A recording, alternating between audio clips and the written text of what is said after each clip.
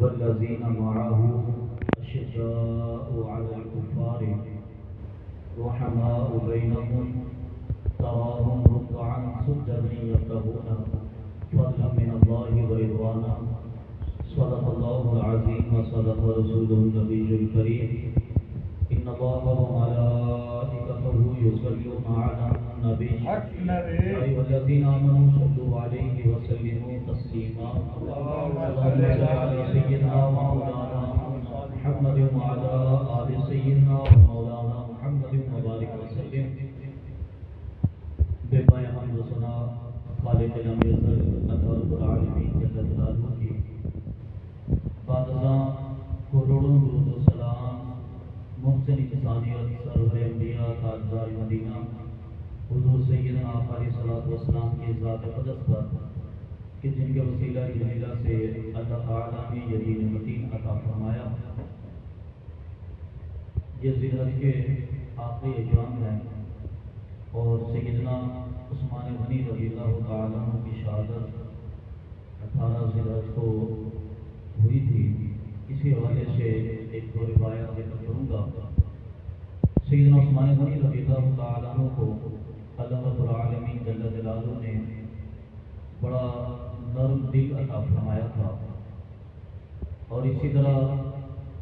سیدنا عثمان غنی رضی اللہ تعالیٰ عنہ کو حیا بھی اللہ تعالیٰ نے سب سے زیادہ عطا فرمایا تھا. آپ کی سخاوت تو بڑی معروف تھی. حتیٰ کہ روایت کے اندر آتا ہے کہ ایک مرتبہ نبی کریم صلی اللہ علیہ وسلم صحابہ کرام کے معیت میں تشریف فرما تھے. حضرت ابوبکر صدیق رضی اللہ تعالیٰ عنہ تشریف لائے تو آقا علیہ السلام ٹیک لگا کر پیچھے نیل دراز تھے تو آپ اسی کیفیت میں لے کر رہے اور نبی کریم صلی اللہ علیہ وسلم کی پٹلی مبارک سے ہلکا سا کپڑا ہٹا ہوا تھا. تھوڑی دیر کے بعد فاروق اعظم تشریف لائے تو آقا علیہ السلام پھر ویسے لیٹے رہے اور پھر کچھ دیر کے بعد عثمان غنی تشریف لائے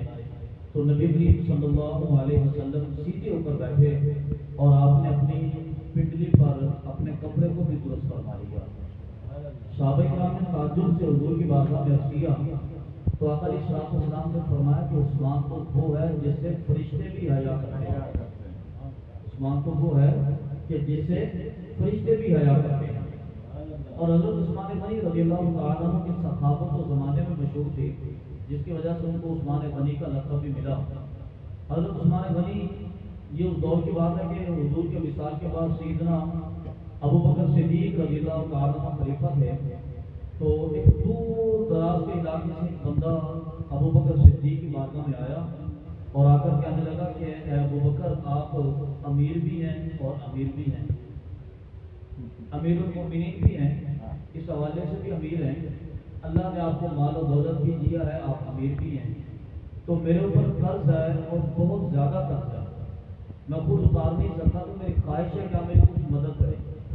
تو ابوبکر صدیق اسے اپنے گھر کے اندر تشریف لے اسے گھر کے اندر لے کر آئے تو وہ خود بیان کرتا ہے کہ جب میں اس گھر کے اندر داخل ہوا تو باہر سے در و دیوار تو بڑے خوبصورت تھے, لیکن جب میں اندر ان کے ڈرائنگ روم میں آیا, ان کے سٹنگ روم کے اندر آیا تو میں نے دیکھا کہ ایک کھجور کے چھال کی پرانی سی چٹائی بچھی ہوئی تھی, جگہ جگہ سے پھٹی ہوئی تھی, ٹوٹی ہوئی تھی. اور ابوبکر صدیق نے مجھے بٹھایا اور بٹھا کر کہنے لگا کہ یار مجھے کیا بتاؤں, 3 دن ہو گئے ہیں کہ میں نے خود بھی اناج کا ایک دانہ نہیں چکھا. میری یہ کیفیت ہے کہ 3 دن ہو گئے میں نے اناج کا ایک دانہ بھی نہیں چکھا, میں تمہاری کیا مدد کر سکتا ہوں. تو کہنے لگا کہ اے امیر المومنین میں بڑی آرزو لے کر آپ کے پاس آیا تھا, بڑی خواہش تھی میری, میں بڑی توقعات لے کر آیا تھا, میں کیا کروں گا. آپ نے فرمایا چلو راستہ تجھے میں دکھا دیتا ہوں, تو عمل کر لینا. حضور بتائیے, آپ نے فرمایا کہ عثمان غنی کے پاس چلے جاؤ, وہ تمہاری مدد ضرور کریں گے. اچھا ٹھیک ہے, میں ان کے پاس جاؤں اور جا کر کہوں گا کہ مجھے ابوبکر صدیق نے بھیجا ہے.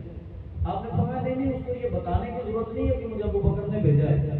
بس صرف اس کے پاس جانا اور جا کر اس کو اتنا بتا دینا کہ میں رسول اللہ کا غلام ہوں, وہ تیرے ساتھ محبت کریں گے.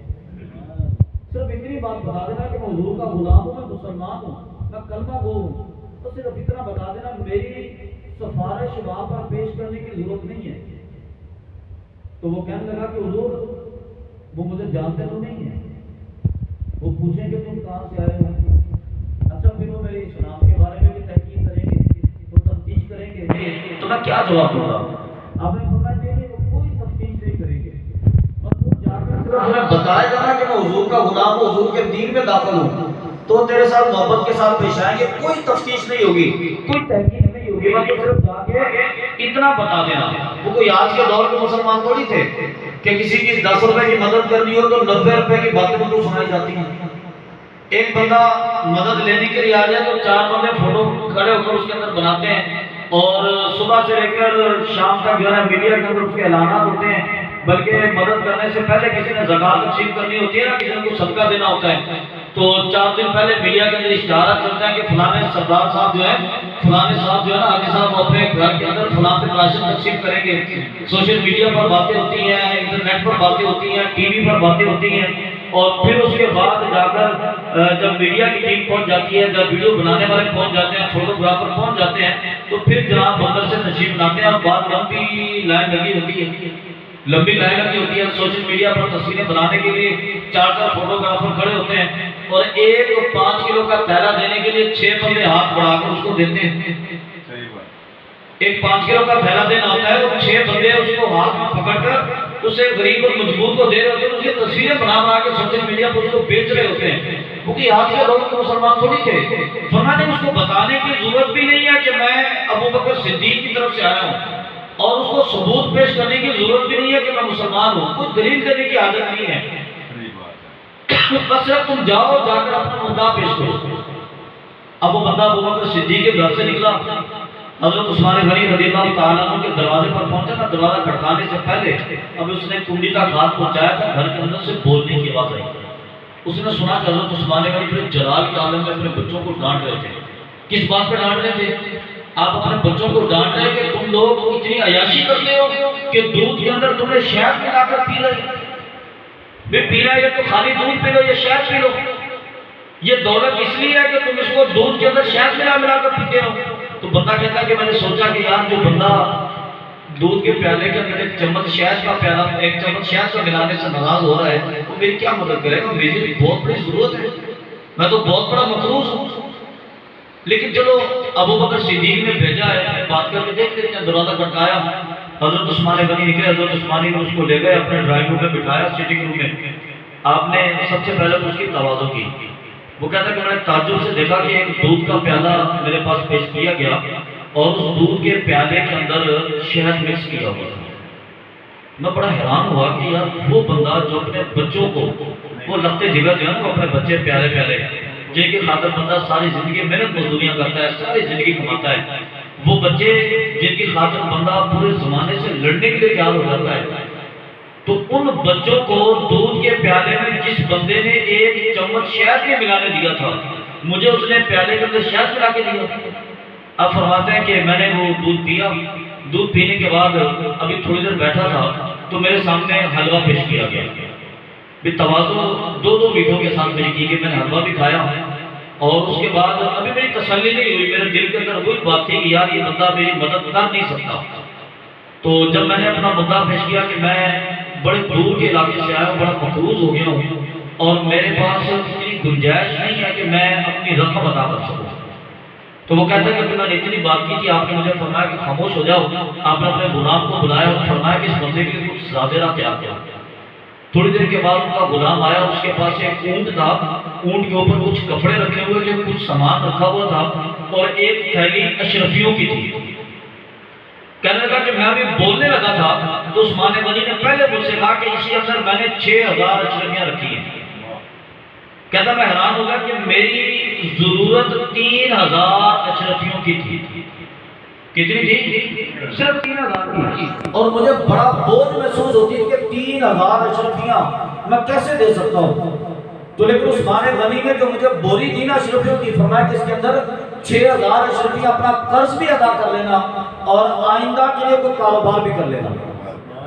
فرمایا کہ اس پر بس نہیں تھی، بلکہ فرمایا کہ کوئی سواری یا نہیں، سواری تو نہیں ہے، فرمایا کہ میں نے ایک اونٹ منگوایا، اس کے اوپر کپڑے رکھے ہوئے، تمہارے بھی ہیں اس کے اندر، تمہارے بچوں کے بھی کپڑے ہیں، اپنے بچوں کو جا کے اچھے کپڑے پہنانا، اپنی بیوی کو جا کے اچھا لباس پہنانا، اس کے بعد بہترین کاروبار کرنا، اپنا قرضہ ادا کرنا اور معاشرے کے اندر بڑی خوبصورت زندگی گزارنا۔ تو کہنے لگا کہ میں آگے سے کہنے لگا تھا کہ حضرت آپ کو کیسے خبر ہوئی،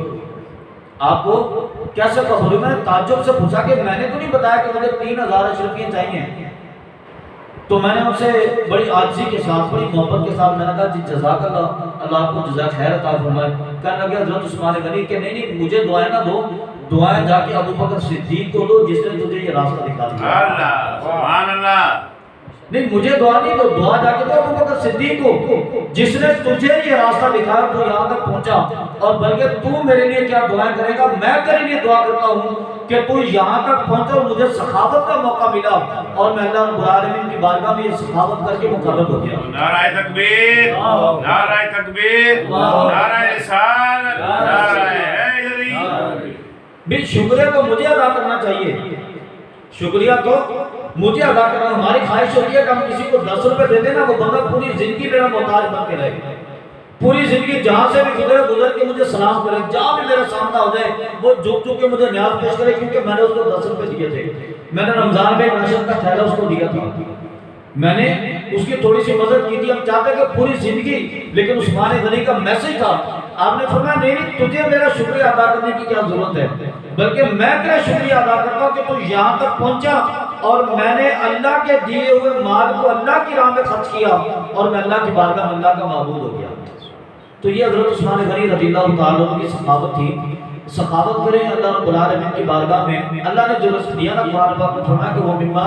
رزقناہم ينفقون، کہ جو ہم نے ان کو رزق عطا کیا ہے اس میں سے خرچ کرنا ہے۔ یہ متقی لوگوں کی علامت اللہ نے ذکر کیا۔ بندہ ساری زندگی اس مان پہ رہتا ہے کہ میں نے اپنا مال فلاں پر بھی خرچ کیا تھا، میں نے اپنا مال فلاں پر بھی خرچ کیا تھا، میں نے اپنا مال فلاں جگہ بھی خرچ کیا تھا، لیکن آپ یاد رکھیں وہ بندے کا مال نہیں ہوتا۔ اللہ رب العالمین نے خود بتایا کہ وَمِمَّا رَزَقْنَاهُمْ، وہ جو ہم نے ان کو رزق دیا تھا ينفقون، اس میں سے خرچ کرتے ہیں، وہ بندے متقی ہوتے ہیں۔ اللہ رب العالمین کی بارگاہ سے دعا ہے کہ اللہ تعالیٰ ہمیں تقوی اختیار کرنے کی، سخاوت اختیار کرنے کی اور عاجزی اختیار کرنے کی توفیق عطا فرمائے۔